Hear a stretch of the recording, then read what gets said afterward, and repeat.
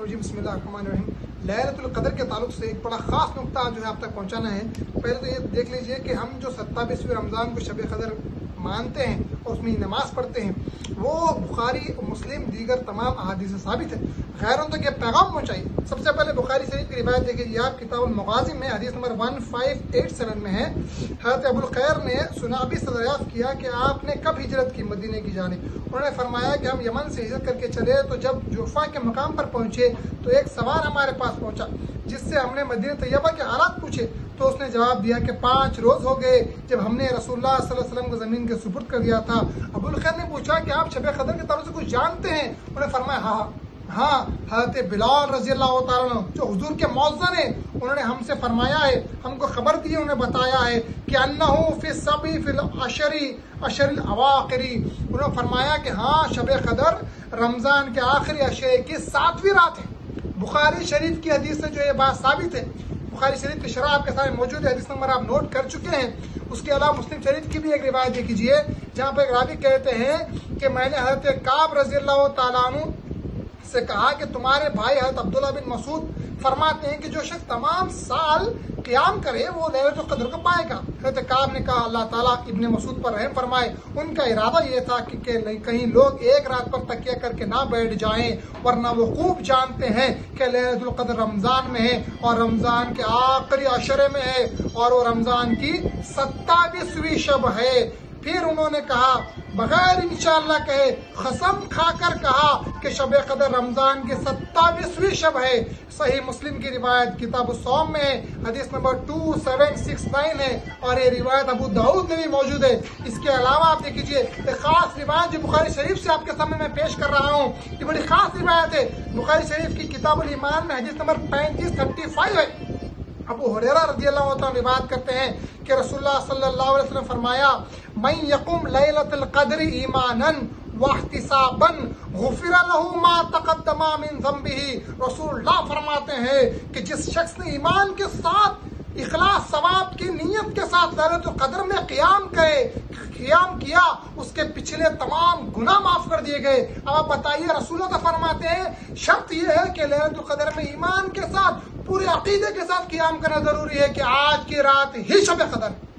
हम पूरे अकीदे के साथ 27वीं शब को ये यकीन रखते हैं कि आज की रात ही शब क़द्र है और पूरे इखलास के साथ नमाज पढ़ते हैं। देखिए जी, बुखारी की मुस्लिम की रिवायत से साबित होता है। दीगर भी बहुत सारी रिवायत है, लेकिन वह कई जो है मुक़र्रिरीन ये बात को पेश करते हैं। अब उसके बाद एक बड़ा खास नुक्ता देखिए, लोग कहते हैं कि चलो ये अगर आप लोग ये नमाज को फर्ज मानते हैं, अगर नमाज फर्ज होती तो हुजूर के ज़माने में ही क्यों ये जो है फर्ज नाजिल नहीं की गई, उसकी इत्तला उम्मत को क्यों नहीं मिली।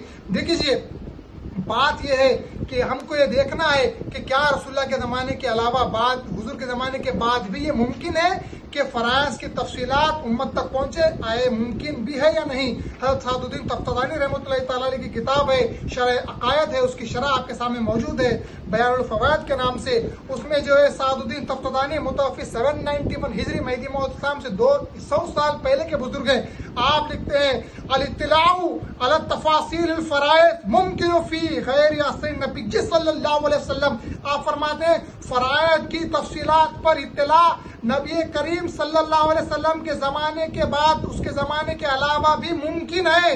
तो मालूम यह हुआ जब हुजूर के ज़माने के बाद भी फ़राइज़ की तफसीलात की इत्तला मुमकिन है तो मेहदी मौद अलैहिस्सलाम अल्लाह के खलीफे पर ही मुमकिन है, या फिर ईसा अलैहिस्सलाम पर मुमकिन है, या जैसा कि आप जानते हैं, आप जो है फ़िक़ा में देखें जहाँ पे मुज्तहिदीन में इख्तलाफ है कि फला चीज़ फ़र्द है, फला नहीं है। तो ये खास नुक्ता था। अब उसके बाद अब देखिए, बाज़ लोग इसको जो है नमाज को जो है नफिल भी शुक्राने भी कह रहे हैं, लेकिन हमको उसकी परवाह करने की जरूरत नहीं है। अल्लाह ताला ने हमारे वास्ते फरमाया, सूरह लुक़मान आयत नंबर 15 में फरमाया कि बिस्मिल्लाहिर्रहमानिर्रहीम वत्तबी सबीला मन अनाबा इलैया।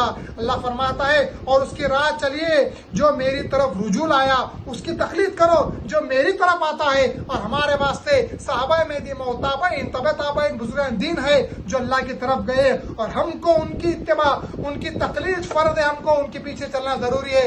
उन्हीं में सैयदना शाह कासिम रहमा क्या फरमाते हैं इस मकतूब में, आपके मकतूब में फरमाते हैं कि तस्दीक उस ज़ात की फ़र्ज और जिस किसी अमर का मेहदी मौत ने हुक्म फरमाया है वो अकबरुल फ़र्द है, चुनाचे तर्के दुनिया फ़र्द है, तलब दीदार खुदा फ़र्ज, हिजरत अज़ वतन फ़र्ज, नमाज दुगाने शब कदर फ़र्ज। सफ़ा नंबर 4 पे आपने फरमाया। उसके अलावा बंदगी में से मीरांजी रहमतुल्लाह अलैह पूरे 300-350 साल पुराने बुजुर्ग दीन है, हमको आजकल नहीं देखना है। आजकल के लोगों के फतावे पर नजर मत करो, हमारे बुजुर्ग दीन की किताबों पर नजर करो। बंदगी से मीरांजी रहमतुल्लाह फरमाते हैं, क्या लिखते हैं ज़ातुल माजिद सफ़ा नंबर 10 में आप लिखते हैं कि और शबे कदर में 2 रकत नमाज बहुक्मे मेहदी मौत फर्द हुई है और वो भी मेहदी मौत की मुताबियत में है। सफ़ा नंबर 10 उठाकर देख लीजिए आप, तो मालूम यह हुआ कि हमको हमारे बुजुर्ग दीन की इत्तबा करना जरूरी है। अब लोग ये चिराग दीन नबवी से ये हम तक पैगाम पहुंचाने की दलील नहीं कोशिश करते हैं कि नमाज जो है शुक्राना है। नहीं, चिराग दीन नबवी आप गौर से पढ़िए,